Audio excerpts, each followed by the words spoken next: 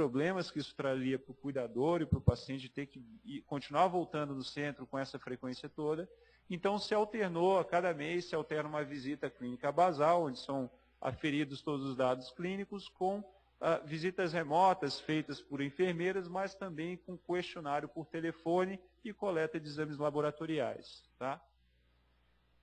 E, por fim, é claro, todos os pacientes, quando completavam o estudo ou eram censurados do estudo, eles tinham uma visita final de desfecho, que era feita após a última dose.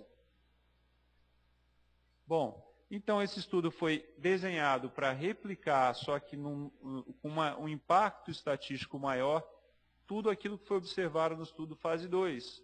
Então se manteve os critérios de inclusão e exclusão, e a droga de dosagem escolhida foi a dose mais alta. Isso não quer dizer que no futuro, caso se observe que o perfil de segurança e tolerabilidade seja bom e que a eficácia seja favorável, isso não quer dizer que não se possa testar no futuro doses mais altas, já que nós vimos que há provavelmente uma relação dose dependente na resposta do paciente.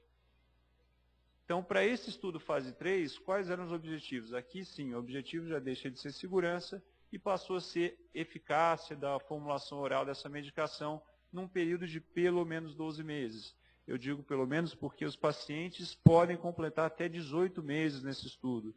O estudo acaba quando o último paciente é rolado completar pelo menos 12 meses em uso de placebo ou medicação.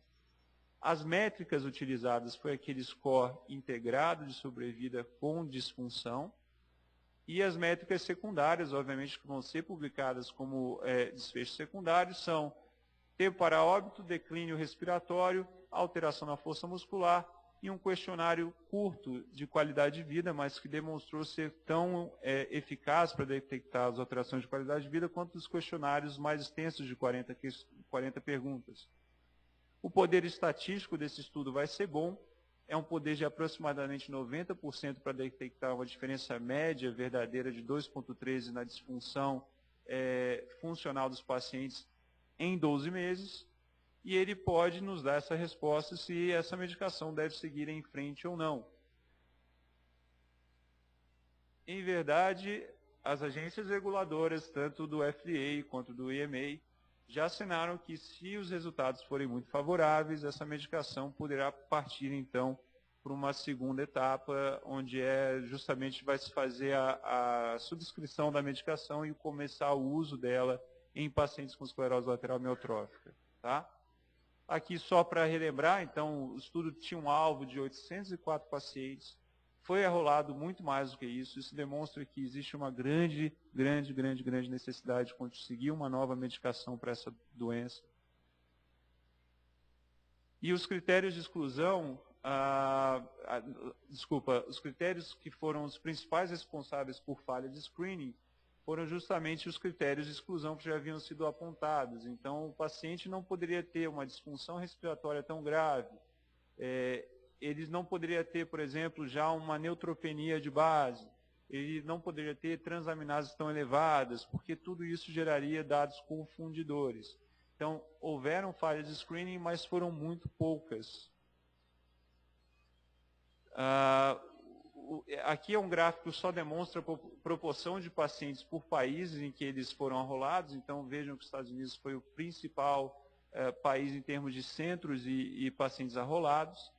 E eu acho que é importante também ressaltar a velocidade com que isso foi feito. Alguns centros, como na Alemanha, chegou a se enrolar quase 7 pacientes por mês por centro. Isso é um recorde até onde eu saiba, né? Bom, a população de estudo é muito parecida com outros estudos, não só o fase 2, mas outros estudos com outras medicações que potencialmente teriam algum efeito. Então, mais uma vez, a idade média de 56 anos, maioria de homens, como é o natural da doença, uma escala funcional de 38,1, lembrando que essa escala revisada vai até 48 pontos, então isso não é uma disfunção tão severa, é uma doença com uma média de duração de 14 meses, então você está pegando aí pacientes já com alguma evolução, mas ainda precoces. 22% tinham início bulbar, isso é até um pouco mais elevado do que os outros estudos, e 75% faziam uso de riluzol. Sumarizando, ela é uma doença neurodegenerativa, como todos sabem. A disfunção mitocondrial parece ter um efeito muito importante nessa doença. Ela não vai ser a resposta, obviamente, não é a cura da doença, mas é uma terapia interessante se você quiser aumentar a sobrevida e qualidade de vida. Há uma necessidade maior para se conscientizar médicos e profissionais de saúde em geral para fazer um diagnóstico precoce, porque isso vai impactar futuramente nas terapias que estão chegando. E, por enquanto, não se fala em cura de ela, seria muita pretensão, como o Dr. Gerson disse, ter alguma, nesse momento, ter alguma pretensão para se conseguir uma cura para essa doença. Mas, certamente, a gente luta muito para conseguir melhoras de qualidade de vida e maior tempo de sobrevida para os nossos pacientes. Por fim, o DEX é uma terapia interessante porque ele age numa fase, ou num local onde a doença, independente se ela é familiar ou esporádica, ela com certeza vai estar disfuncional, que é o mecanismo bioenergético de produção de ATP pela mitocôndria. E, mais uma vez, o estudo fase 3, ele está ativo, seguindo. Temos bons dados de fase 2, mas não suficientes para justificar o uso compassionado, isso é importante já falar desde já.